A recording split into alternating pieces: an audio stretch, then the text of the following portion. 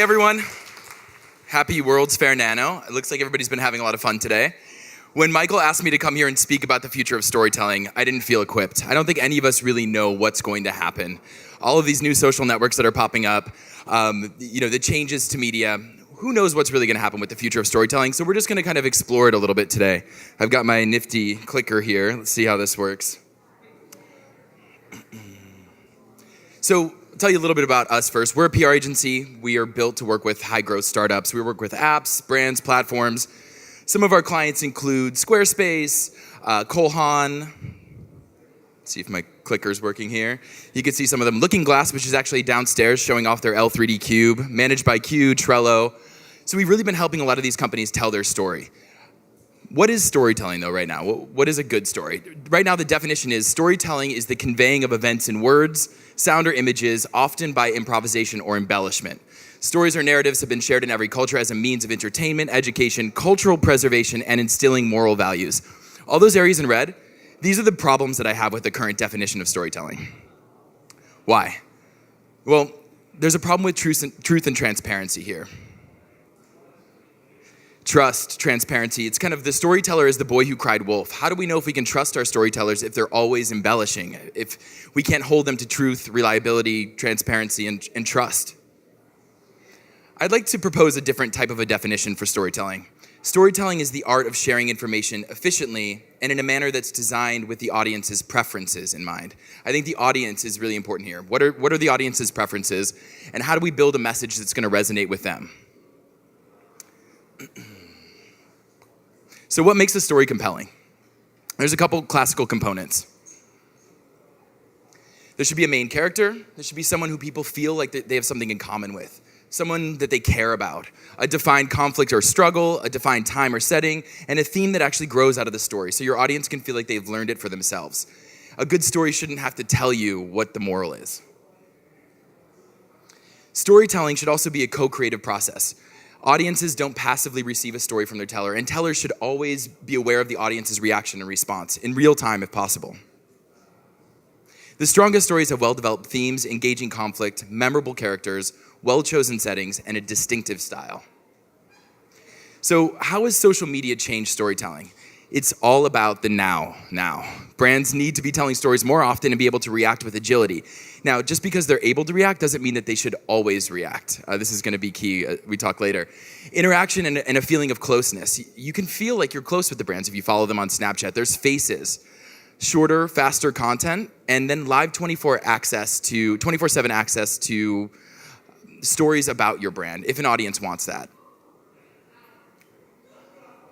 So as attention spans get shorter, so do our stories. Storytellers need to continue to edit themselves and anticipate and perhaps even co-produce new forms of message dissemination. Well, what does that mean? Good storytellers need to do more than just adapt. They must embrace new forms of communication. So here's our near future storytelling right now. This is what we get on Snapchat. This is Daily Mail. This is Cosmo. This kind of content that we're being pushed on social media, especially Snapchat. There's some more here. I think this is one of my favorite. We're all living in Beyonce's farts. This is actually a piece of content that was pushed to me yesterday. And yesterday, speaking of yesterday, NBC at the Olympics. So NBC wanted to make a big stand and go to the Olympics with really strong Snapchat content. They partnered with BuzzFeed to do this. And this actually came up in my feed yesterday. There were journalists on Twitter talking about this one on the right here. The opening ceremony was literally lit AF. This is NBC producing this content, you guys. It's lit on the left-hand side, and I believe there was Kygo playing in the background. When asked about why he was partnering with Snapchat and why NBC Olympics really wanted to go big, he said, "We're all thrilled to be working closely with Snapchat, extending the stories and excitement of the Rio Olympics to their large, dynamic, socially active audience. And who better to partner with to produce this content than BuzzFeed, perhaps the most creative producers in the social content space." While that may be true, what we saw here is not necessarily something that we want to, it's not NBC's mode of communication. It felt a little bit forced, maybe like NBC was pandering to the Snapchat audience. As storytellers, we need to learn to tell cohesive stories across mediums, but they also need to be medium specific. So, Pokemon Go. AR storytelling. I have no idea how storytellers are going to leverage AR in the future. I could come up with a couple ideas, but it'll be really exciting to see how it works. I think storytellers are going to be able to leverage platforms like AR and, like we saw downstairs, VR. How are they going to work on Vive, Oculus, PlayStation VR? These are platforms that we need to be thinking about as storytellers, not just, we need to be proactively thinking about and building content for. So storytelling for modern attention spans. When Dickens wrote novels, he wrote them for his attention span. Hemingway wrote them for his attention span. The guys who were making ad spots in the 50s made these 60-second ad spots for their attention span. In the 70s, for their attention span. Our attention spans are getting smaller and smaller and smaller. And the people who are creating content are at fault, we should say. But it's because these are our attention spans. This is the media environment that we grew up within. So breaking through. We need to be sharply focused on making a single point fast. We can't try to educate our audience, but rather give them a reason to educate themselves. People need to see themselves, their lifestyle represented in the content, in the ad, in the story. And brand and message must be consistent at every media and consumer touchpoint. If we can do all these things successfully or effectively, our messages can pass through this elaborate and sophisticated screening process, connect with the person. The future of storytelling and brand PR. PR, storytelling, I guess you could separate these two. But when putting this together, I was really thinking about the intersection of storytelling and PR. And it made me think of this book that I recently read. Trust Me, PR is Dead by Robert Phillips. The main idea of this book is that storytelling is being transformed by changes in society, driven mostly by social media. It examines transparency and how organizations need to make themselves transparent. And like it or not, they are becoming more transparent anyway. It examines trust, or rather the lack of trust in these people in power, and replaces them with trust in ordinary people.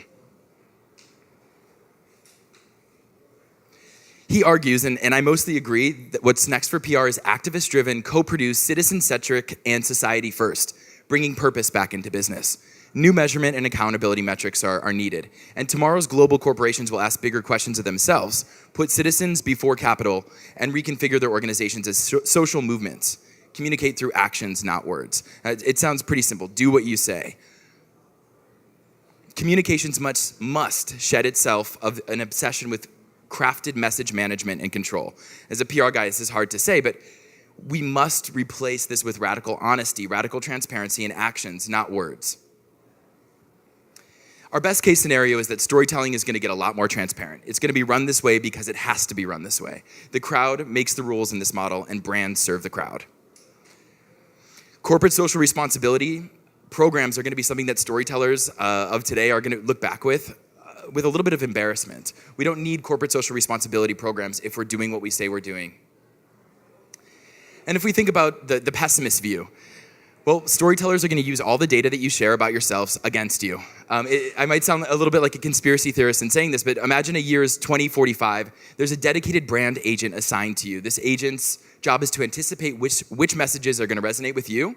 And based on your last 24 hours, your geolocation, anecdotal understanding of you that's been gathered through watching you and your purchase decisions, they're going to figure out which pieces of content, which stories to push to you.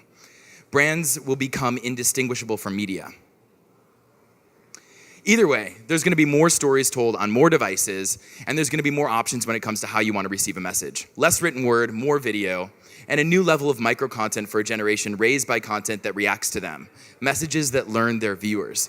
It's almost like machine learning that feels personal.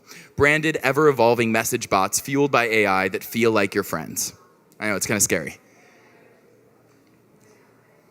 It's important to remember that the audience has a choice here. The audience has information, agency, and as brand storytellers, we have to accept that they have these choices or get new jobs. Media literacy is something that storytellers need to think about as well. The mental hygiene of the receivers of messages. As more and more stories are told across more and more mediums, through screens that we carry and screens that follow us, it's important that storytellers take the mental state and well-being of the audience into consideration throughout the message creation and dissemination process. I also wanted to talk a little bit about co-creation between mediums and storytellers. The mediums in which we tell stories, the next Snapchat of the world, will continue to change. But as storytellers, we must not be complacent. We have a role and a say in how these platforms evolve, and a vote when it comes to where we tell our stories. A return to honesty. Storytellers in this model, this kind of, best case scenario, storytellers are agents of common good. They help brands see that we must balance profit with purpose. Storytellers can help organizations channel transparency and create a whole new culture of openness. I hope the next era of PR and storytelling is defined by intelligent accountability, where constructive dissent is encouraged internally and externally. In this model, brand storytellers need to just shut up and listen. Brands need to create safe spaces to unite their employees and customers in order to spread the idea of democracy in business. What drove change in the past is not going to continue to drive change today. If storytellers intend to affect change, they must think and behave like social activists. So here's a quote that I wanted to end with you guys. This is Peggy Noonan. This is 2011, right after we took down Osama bin Laden. Here's the fact of the age. People believe nothing. They think everything is spin and lies. The minute a government says A is true, half the people know A is a lie. And when people believe nothing, as we know, they will believe anything, such as we faked the moon landing. There was a second gunman in Dallas. The World Trade Center was blown up in a U.S. Zionist conspiracy. Hitler grew old in Argentina. There will always be people who believe conspiracy theories, and with the internet, there will be more and more. They're impervious to evidence, but people who care about the truth need to be armed with evidence to refute them. So, some actionable takeaways. What can we do to get to this better future, the non-pessimist view? Do what you say. As a brand, just do what you say. Embrace and adapt the changing landscape. Ditch traditional message management. Engage in activism as a brand and as a storyteller. And if you don't know how to communicate on a platform, figure it out before you start. We want to, stay away from pandering to our audiences. Thank you guys so much.